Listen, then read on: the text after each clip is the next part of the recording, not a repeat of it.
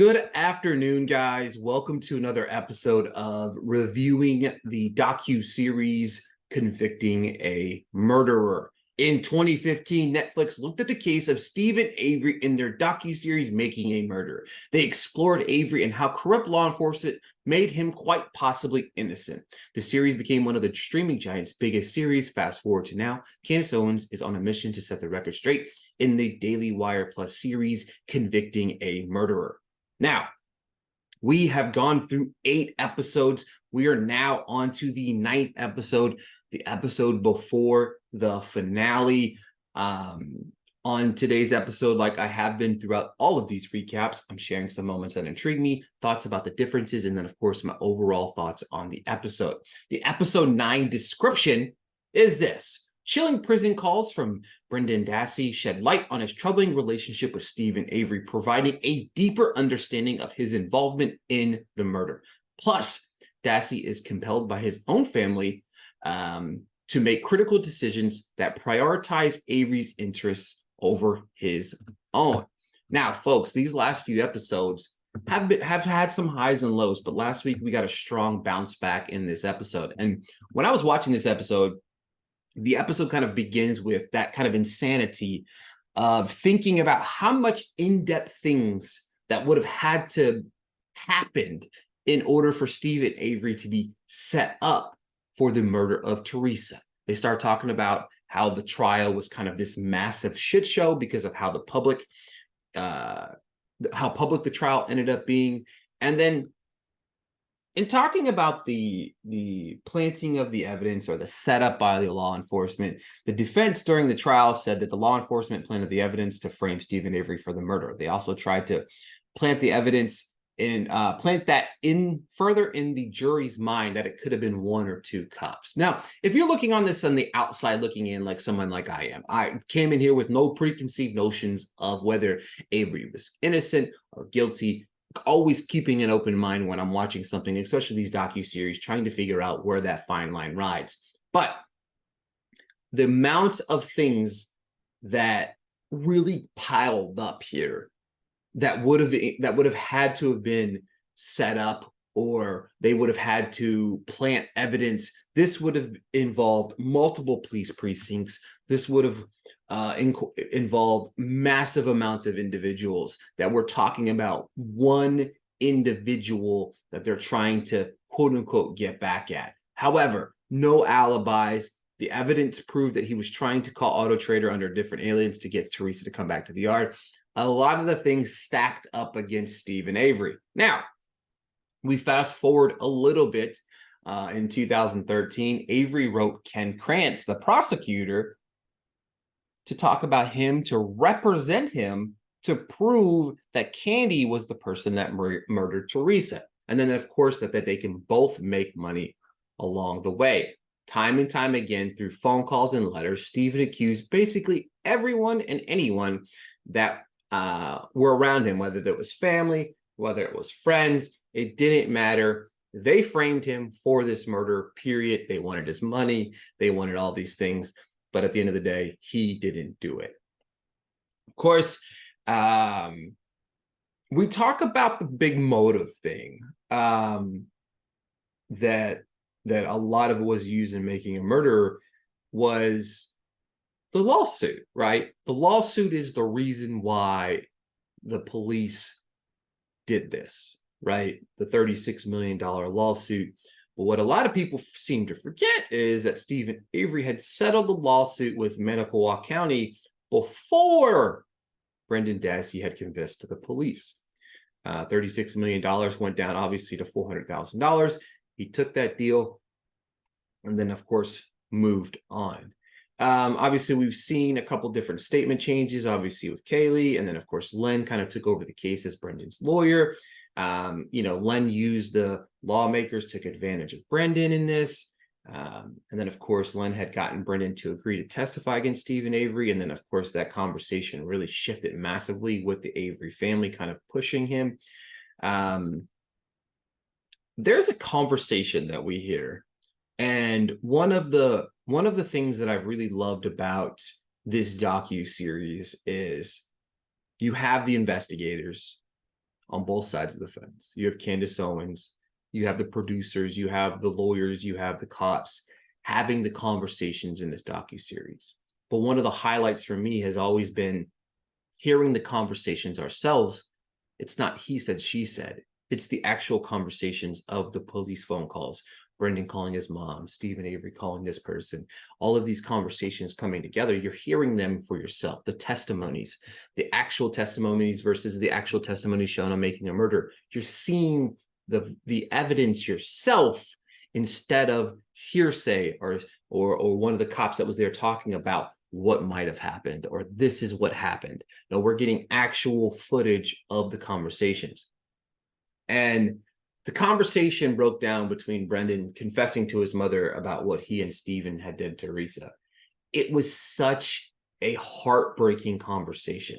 And you can hear a mixture of disappointment, pain, in Barb's voice. It was very hard to listen, right? His mother is sad, upset. One way she looked at it, you could have saved Teresa. And then, of course, the other aspect of it is it understanding and hearing this conversation that your son potentially is going to go to jail for the rest of his life. So you're losing your son. And it highlights some of the aspects of the series that I really enjoyed is hearing these conversations, but these are uncomfortable conversations that we're listening to. They're hard listens, but they're must listens at the same time.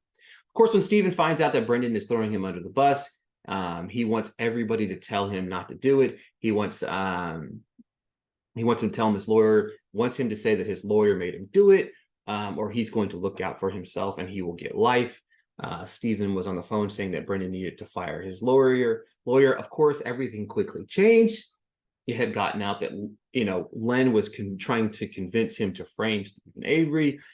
Brendan had plenty of plea offers to accept, but his family didn't want him to take the deal. His grandpa and others had called him to tell him not to listen to any of the cops or his lawyers. We even hear, again, a conversation between Brendan's grandfather and himself. You have to be a man, stick to your guns, and tell the courts they made him say that.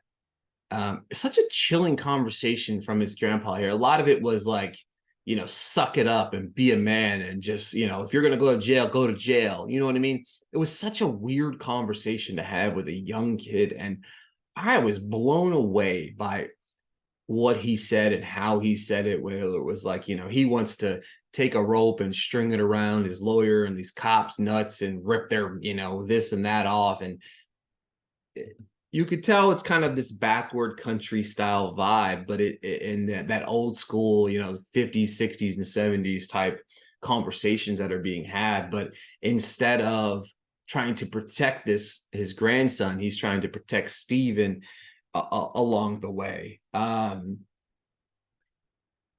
don't know. I thought about this mid listening to this. Candace had brought this up as well, but Steven had watched Brendan rape Teresa and basically said, congratulations, good job.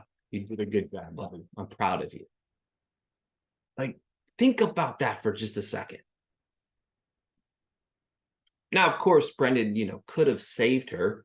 But of course, even in his own words, he wanted to know what sex felt like.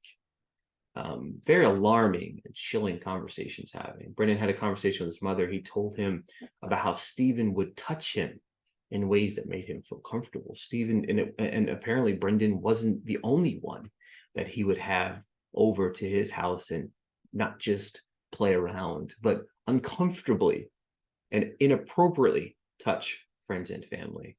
When you watch the interrogation of Brendan, when you watch it,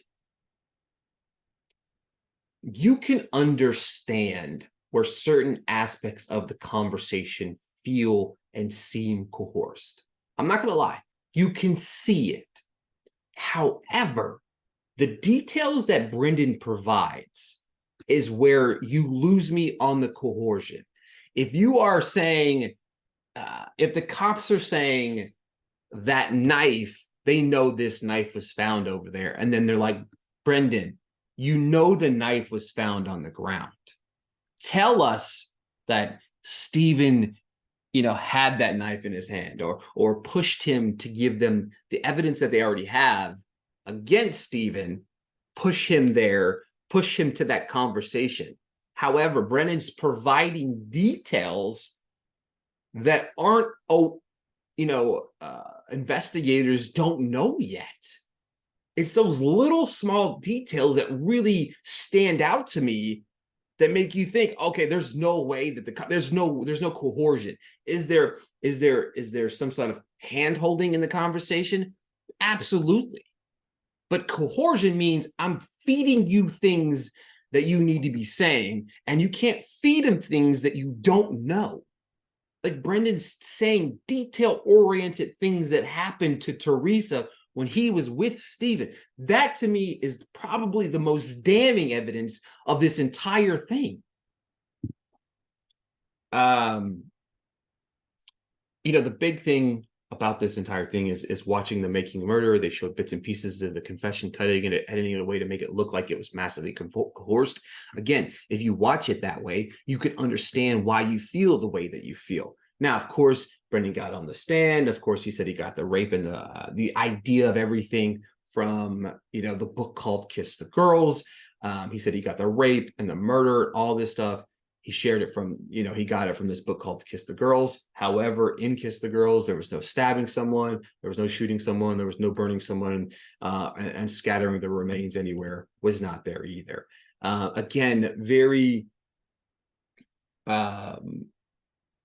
apparent that the Avery family had really pressured Brendan into keeping his mouth closed to try to help Steven Avery's case. I like this quote from Candace Owens. I think it's very apparent Making a Murderer why they made the decision to leave out some things, and I think it's because those things couldn't have been explained away. And that's facts. That's facts. They purposely left out details of things that didn't fit the narrative. You know what I mean? It's just a fact there.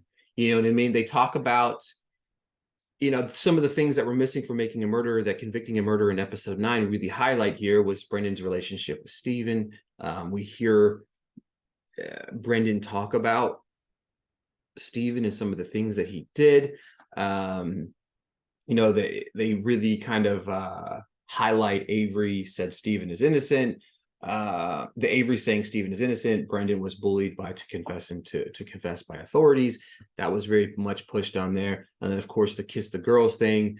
Brendan had said he got the rape and murder confession he shared from a book called Kiss the Girls. Obviously, in the Making Murder, it was like, oh, that makes plenty of sense. And then, of course, the book actually doesn't have any of those things in it.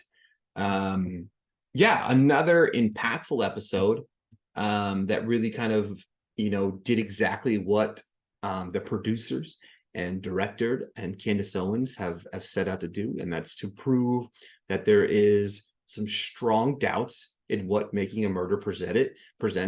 And I still would love to see a conversation happen with the original creators of Making a Murderer and see what they believe and what they feel like about this Convicting a Murderer. I feel like that conversation should happen. But that being said, let me know your thoughts in the comments. I've really greatly appreciated the conversations that have happened surrounding the show in my comments. Again, just sharing my thoughts, what I believe, what I see. Let me hear your thoughts, what I got wrong in what I said, and what your thoughts are on episode 9. And we'll be back for next week's explosive finale of Convicting a Murderer.